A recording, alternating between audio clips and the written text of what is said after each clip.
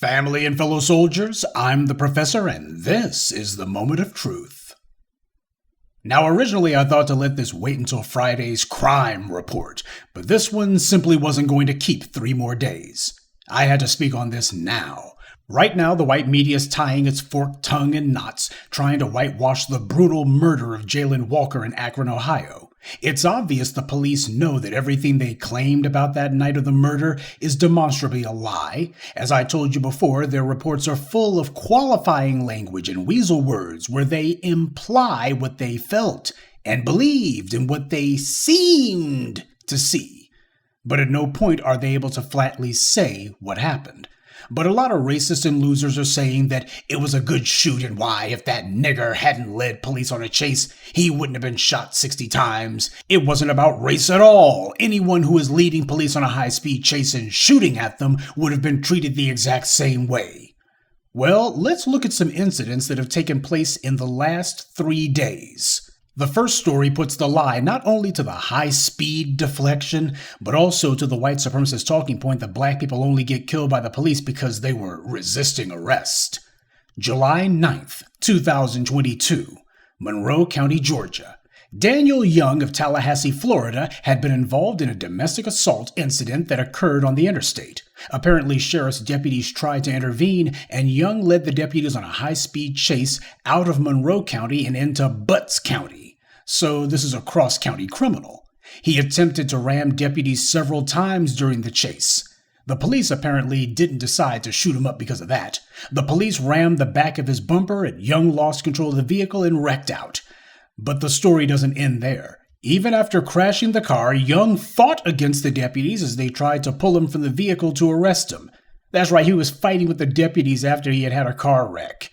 He was only taken into custody, though, after he had been checked out at the scene by paramedics. I want you to think about that. Young was charged with 4 counts of aggravated assault, 4 counts of obstruction, 1 count of felony fleeing and DUI refusal, and multiple traffic violations. Keep in mind the police routinely kill black people, not for trying to ram them with their car, but just for driving away during a traffic stop. Samuel DuBose was murdered by a thug with a badge, Ray Tensing, who prosecutors deliberately threw the case on, not once but twice. Tensing's excuse was that he claimed DuBose had tried to drag him with his car, but videos showed that wasn't the case at all. It was a total lie. Tensing, however, was shown to have worn a Confederate flag t-shirt under his police uniform. I'm not making that up, by the way. The bastard actually had on a Confederate flag t-shirt under his uniform when he was on duty. But naturally, the judge claimed that was irrelevant and didn't allow that into evidence. Not that it mattered, the jurors in the case were on code because prosecutors were working hand in hand with the defense to make sure that Tensing got to choose the jury. So this young character did all that, is involved in a violent altercation, flees from the police, rams them with his car, flips the vehicle, and then decides to fight the cops afterwards. He does all that, and not only did the police not fear for their lives or think that they needed to shoot at him, but they also made sure that he was given medical care by the paramedics on the scene. How different the response of the police is when the suspect isn't black. Seems the police forget all about their training when the suspect is white and all of a sudden they can restrain themselves. Because if you believe that the police have a training issue, then they should do what they did to Jayland Walker to every suspect who they get into a high-speed chase with. And yet, as we see in this case from just a few days ago, the police conveniently forgot all of that training. Because it's training. It's all their training whenever they assault, brutalize, or murder a black person. Well, that's just their training. Their training, you see. Well, if that's the case, then they should have gotten in trouble for the way that they handled this case. The way they handled this arrest is actually the opposite of proper training. But of course, the white media is not going to say that because it's not about training at all. It's about defending anti-black violence. Now, the second story is similar to the first, only it involves not only a high-speed chase, but also shots fired. And unlike with Jayland Walker, these shots actually were fired. And it's not just one thug who was involved in this incident, but 3 of them. This story also took place in Georgia over last weekend. Must be something in the water. Spalding County.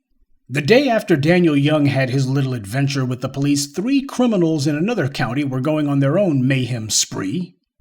Now, the police are not releasing much detail about this story at all. They're playing it real close to the vest. So not a lot has been released about this story, not even the criminals' names, even after 3 days, because as we all know, with certain offenders, the police don't tell anything about them. What is known is that there had been a vehicle pursuit in Spalding County on Sunday afternoon, and there had been shots fired by the assailants. The 3 suspects managed to elude police afterwards, and there was a brief search for them, with residents being advised to shelter in place until given the all clear. But it was practically guaranteed that this would not be allowed to end in bloodshed when the police announcement went out that they were looking for 2 men and 1 woman, all of them white. As soon as you make it clear that you're not looking for black people, well, we got to show restraint, guys, concern for human life, even the criminals. Around 3 p.m. on Sunday, the 3 were located and arrested without being harmed. These guys were shooting at police, mind you. They led police on a high-speed chase. They fired on the police. They evaded initial capture. But when the police caught up to them, the cops didn't fire on them 60 times. The police didn't even fire on them once. And you want to know how restrained the police were? Notice how the punk in the middle of the picture and the woman on the right are both smoking cigarettes. They're handcuffed and yet being allowed to smoke. Not just one of them, but 2 of them. I guess they don't have any Burger Kings in Spalding County.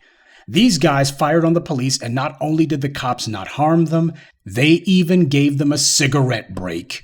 Gee, do they always allow everyone who shoots at them to have a post-shootout cigarette? Now, if it's standard procedure for the police to shoot someone 60 times merely for allegedly firing on them, after all, it's a training issue, right? Right? These 2 incidents happened just over last weekend in Georgia alone. So next time you're watching or reading propaganda from CNN, MSNBC, the big networks, the New York Slimes, etc., and they have some police union whore telling you that it's textbook training for them to shoot an unarmed person 60 plus times, you just remember these stories. The murder of Jayland Walker was not and is not a training issue. The Walker family is already pointing out the discrepancies between what the thugs and the Akron police have been implying and what the reality has been proven to be. The Akron police had put out a picture and said the gun in Jayland Walker's car was in the front seat, but the state's Bureau of Criminal Investigation said it was in the back seat. Now, while the white media claims there was a gun in the car, why aren't the police in Akron announcing that their ballistics team used cordite residue or whatever they need to do to prove that the gun in the car had been recently fired? It's been a couple of weeks since the murder now. I think it's safe to say at the very least if Jayland Walker had actually fired a gun like the police claimed, I'm sorry, I meant to say implied, because they've been very careful not to actually make any clear actual declaration.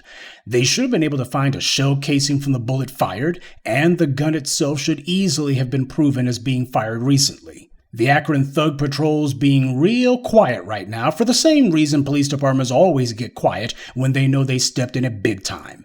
Because if they actually thought the evidence justified their slaughter of an unarmed black person, then they would have been putting out the video in the first few hours, the way police and sheriff's departments always do on the rare blue moon occasion when they think the dashcam video works in their favor. All of a sudden, under those circumstances, the police suddenly forget that they can't release any information until after the investigation's been completed. Oh, that could take months. All of a sudden, investigations don't take months, and they don't have to wait for the investigation to be completed. Suddenly, they can release police video within hours of the incident.